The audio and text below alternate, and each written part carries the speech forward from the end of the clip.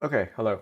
Um, I am Grinder. I'm a Mage Theory crafting contributor, expert in the Mage Discord. I develop and maintain the Mage Hub website, and I am the raid leader and guildmaster of Mist on Tower EU. I'm going to be talking about what specs I think are going to be good next year, but before I do that, I'm going to start with a recap of what the specs are good at in a vacuum, and then I'm going to get into tuning afterwards. So for the first part of this video, I'm going to be pretending that tuning doesn't exist. At the time of recording, it is currently 8:05 in Ireland on Sunday night, so season starts in 2 days. Blizzard have not announced any changes for Mage on reset, so I'm hoping that this is the state that Mage will release in. Otherwise, I might look very silly. Always keep in mind that Blizzard can make changes after this video. They buffed Fire by 11%, I think 3 weeks into Sepulcher, so who knows.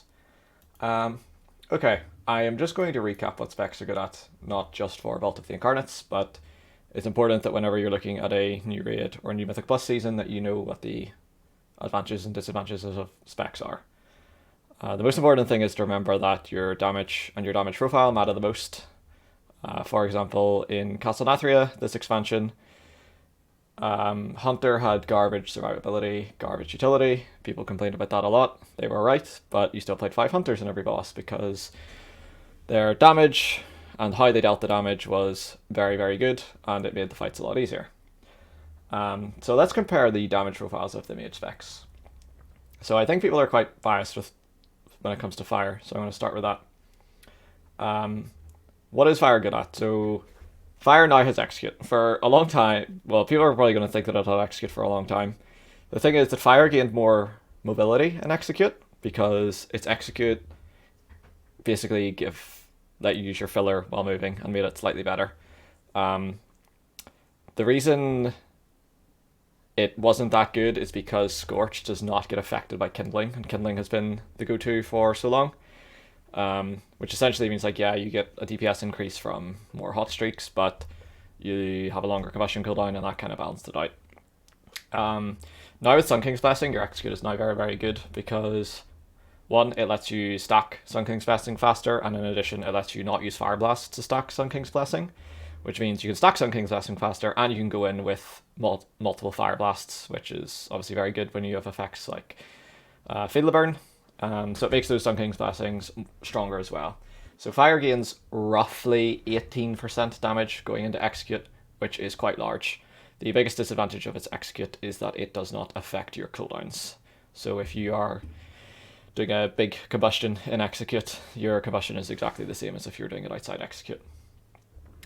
Another advantage of Fire is combustion has a very good cooldown to damage ratio, which is quite good on progression if you need to hold your cooldowns to use them in certain places. You're not quite as good at this as you used to be. One of the reasons for that is there is a feedback loop now between combustion, Sun King's Blessing, and kindling, where it kind of snowballs and they all play off each other. So if you like disrupt that by having to hold combustion, then the damage loss is a lot bigger than it was before Sun King's Blessing. But because combustion has such a short cooldown, you hopefully don't need to hold it for very long if you're ever holding it. If you have something like a really important damage phase at 3.5 minutes into the fight, your 2-minute classes are crying because they have to hold their cooldowns for 1.5 minutes, whereas you'd only be holding for 30 seconds. In addition, Fire now with, I think it's called Fervent Flickering, now has Funnel. This funnel is... I actually simmed it earlier and it was like over 5%, which is a lot better than I thought it would be. But one thing you have to keep in mind is that it's very impractical. So what I mean by that is you go in, you DPSing the boss, you spread ignite, and then like in a sim there's like 5 targets, right?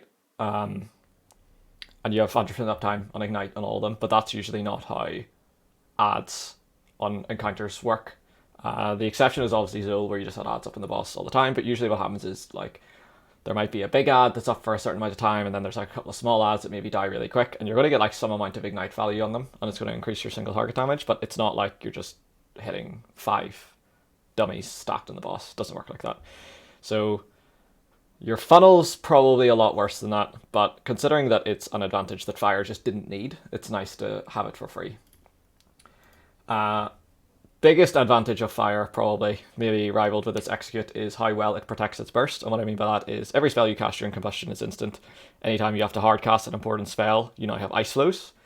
So whenever you reach a certain point in the fight and you have to press combustion, you know that you're going to do almost all of the damage that combustion is capable of, because you protect the combustion so well. Which is not the case with other burst specs. Some specs can have their ramp disrupted. Sometimes they can like have key spells might get cancelled, whereas fire doesn't have to worry about that. The other thing is Cauterize is absolutely bonkers on progression. I do think it's overrated. One thing about Cauterize is it's one of those tools that enhances an already good spec but doesn't make a spec good on its own. And there's one interesting thing about fire that's kind of an advantage and a disadvantage, is that fire plays one build for everything. So the reason that this is an advantage is that if that build does good single target and good cleave and good AoE, you can play it and you go into a boss and you can have all of those things. The disadvantage is if you think about a talent tree where there's a lot of different niches and damage profiles and advantages stacked throughout the talent tree, and whenever you're approaching that on a spec, you approach a boss and you can kind of move talents around to gain access to things that might be useful on that boss, whereas fire doesn't have that.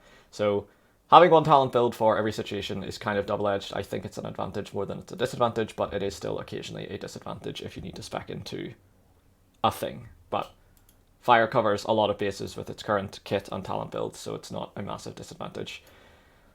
Fire has no super obvious weaknesses. It does not spread cleave, but no mage spec does. So I still think that fire is in a position where, when it is tuned correctly, it is probably still the best mage spec in the majority of situations. Okay, going to go to Frost next. So advantages of Frost: it has very, very good cleave. It's the best spec for micro movement, so it has a lot of instant casts, and the downside is they're not usually on demand and you can't really pull them. The exception to that is Frozen Orb with Freezing Winds. Like, if you can almost think of Frozen Orb as cast while moving for 10 seconds because of the amount of procs you get during it. And you have Cold Snap, which gives you 2 ice blocks. Not quite as good as it used to be. There has been occasionally Blizzard mess up, right? There was N'Zoth. We didn't play Frost that tier because fire was completely broken, but hypothetically, if we had access to Cold Snap like in a talent tree, or Frost was tuned better, or fire was tuned lower, Cold Snap would have been absolutely bonkers on N'Zoth. But Blizzard are generally quite careful with immune stacking, so I think that is quite unlikely. Downsides of Frost. So Frost actually doesn't have funnel anymore. Some people might not realize this. Historically, Frost funnel has always been overrated. Blizzard did the damage that Blizzard did was so bad, and you had to spend so many globals casting Blizzard. Like 20% of your spellcasts are going to be Blizzard, and this just just hurts your single target damage so much. But it was kind of worth it, right? Because you got your Frozen Orbs and your more ice lances. So you did have funnel before. I think for those reasons, people overrated how good the funnel actually was.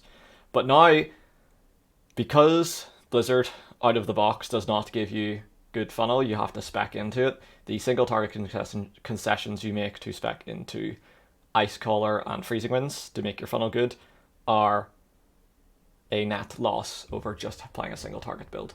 So ironically, fire has gained one of Frost's advantages. It's not, obviously Fire's funnel, like I said, is not good, but Frost just does not have funnel anymore. However, like I said, their cleave is still extremely good. If the secondary targets are even remotely relevant, Frost does very efficient cleave and good priority damage while doing it. Splitting Ice has been nerfed a ton over the years, but right now Icicles are so ridiculously overtuned that Frost has kind of regained its 2-target cleave, and it's like efficient cleave because of that. We'll see how long it takes Blizzard to catch on to it, but for now, you still have good cleave. It's 2022, flat damage profiles are bad. Sometimes it doesn't matter. Flat damage isn't always worse, but it's very rarely better. Another issue with Frost is you're a serious uptime spec. What I mean by that is, if you have a flat damage spec, if you think of a graph of your damage curve, so it goes up when you use your cooldowns and it goes down when you are out of your cooldowns. If you have a period of 30-second downtime and that happens outside your cooldowns, then the more damage you do during your cooldowns, the less damage you lose overall from that 30-second period of downtime. The issue with Frost is most specs just don't gain damage If you're a flat damage deck, you don't gain damage from downtime. But Frost is actively punished for downtime and loses damage from it because of effects like Thermal Void and Icy Propulsion. So you essentially double dip on downtime. So flat damage specs are generally worse anyway, but this makes it very, very bad. This has been a massive issue in Shadowlands. It's hard to tell if it's a change in design philosophy, where more spec or more bosses have downtime or punish casters overly with a lot of like kicks and lines and things like that. But we'll have to see if it's how temporary or permanent this change might be. Okay, Arcane. So what is Arcane good at? It probably has the best burst damage. It's tuned the highest right now, but even I think if it was tuned equally with Fire, Sun King's Blessing Fire is not quite as bursty as it used to be, whereas Arcane is still super bursty and in addition has like a mini go, which Fire doesn't really have. It has Burst Cleave with Touch of the Magi. It is not an uptime spec. It is the only mage spec that is not an uptime spec, so the boss can teleport away and you don't give a fuck. It has some of the best funnel in the game, and in addition, its funnel is very practical. So I used the example earlier with Fire, where whenever you're funneling in most raid encounters, it's not just 5 ads stacked, 5 target dummies stacked in the boss, you get to funnel off them for free. It's usually ad spawning and dying and coming back and different amounts of ads and things like that.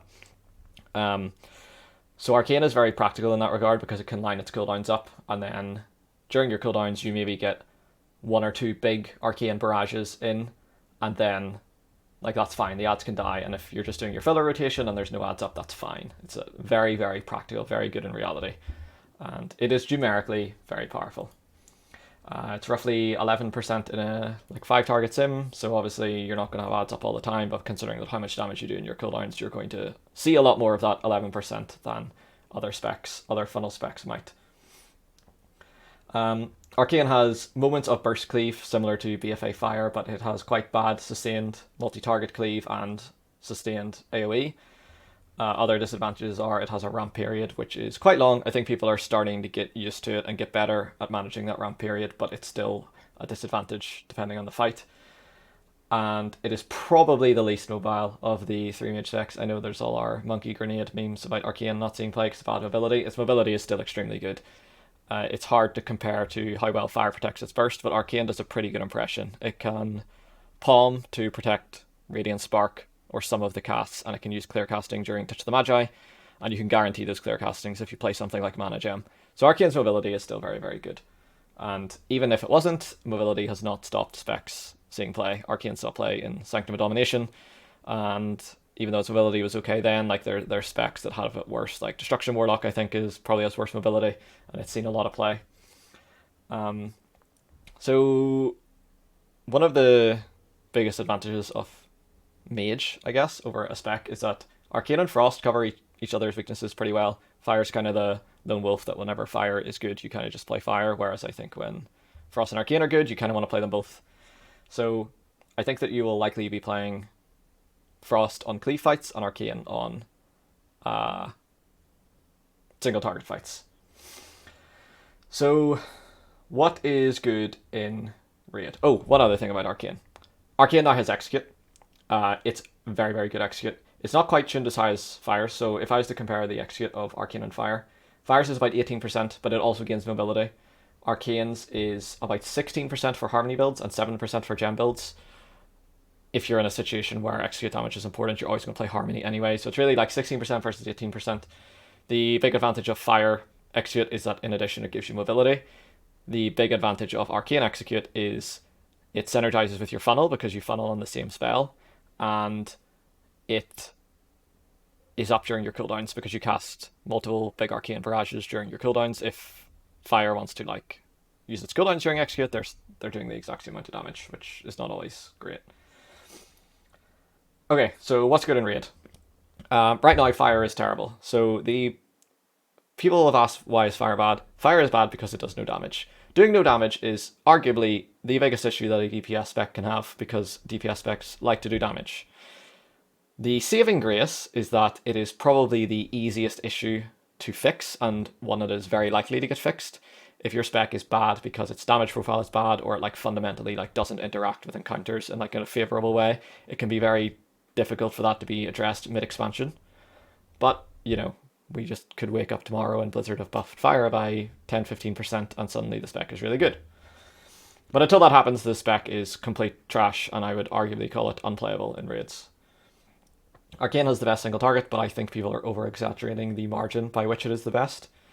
We'll have to see whenever we get into the encounters, but Arcane has sometimes struggled to reach its theoretical maximum. I think it will get close, but there are reasons to be skeptical. It is tuned high enough that I still have faith it is an extremely good spec, but we will have to just see how far ahead of the other specs it is. Frost is still really good. I don't know, people... It got a minor big AoE nerf, and then people just stopped talking about it. I thought Frost was quite good before those nerfs, and I still think Frost is quite good. I think that I'm going to be playing it on a lot of the cleave encounters. It kind of depends how the cleave lines up. So in something like Broodmother, if the ads die really quick, or you want to burst them down, you play something like Arcane, but if ads have really high uptime, then you're happy enough to play Frost. So it kind of depends. We'll need to see... again, Frost and Arcane cover each other's weaknesses really well. So I'll be playing both. I will not be playing one spec, or I will be extremely surprised if I play one spec on all 8 bosses. I still think Frost is really good. Mythic Plus. I think people have been talking a lot about Arcane, and I know it was kind of catching on at the end of beta, but like we didn't test Mythic Plus that much in beta, and the Arcane buffs and Fire and Frost nerfs came in really late, and at the end of beta people were just trying Arcane because it was new and it was fresh, but like that doesn't mean it was the best spec. I think that people are really overrating how good Arcane is in Mythic Plus. I think all 3 mage specs are really close to each other in Mythic Plus. I think that you're probably going to see people play Arcane at the start and a bit of Frost because like that's what they're playing in raid. But I think as the season goes on, you'll see people gravitate towards one spec, and I'm not entirely convinced it's going to be Arcane. And I actually think that despite Fire being unplayable in raid, I think it is still quite good in Mythic Plus. It got an AoE nerf a couple of patches ago and then got buffed, and I think it is like roughly where it was before the first nerf. So like everyone was playing Fire then and it was good, so like why do you think it's bad now, right? It was bad in raid then too, but like in Mythic Plus it was good, and it should roughly be as good as it was back then, so I think Fire is good. But yeah, I'm not convinced it's the best mage spec. I think if you had a gun to my head, I think I would say that Frost is the best spec in Mythic Plus, but I'm not super confident about that, let's just say. Okay, this video was extremely rambly. I did not do nearly as much preparation for this as I should have, because this raid release or season release crept up on me a lot quicker than I thought. But I've done these videos for several patches now, so I didn't want to miss a patch essentially. But yeah, I will try and be a bit more prepared and make it better for next time. But hopefully you still enjoyed it. If you did, remember to like and sub if you're not. You can do those things as well, even if you didn't enjoy the video, but you're probably much less likely to. But yeah, thank you for watching. I will hopefully see you more on YouTube and Twitch in 2 days when the season comes out. But thank you. Bye bye.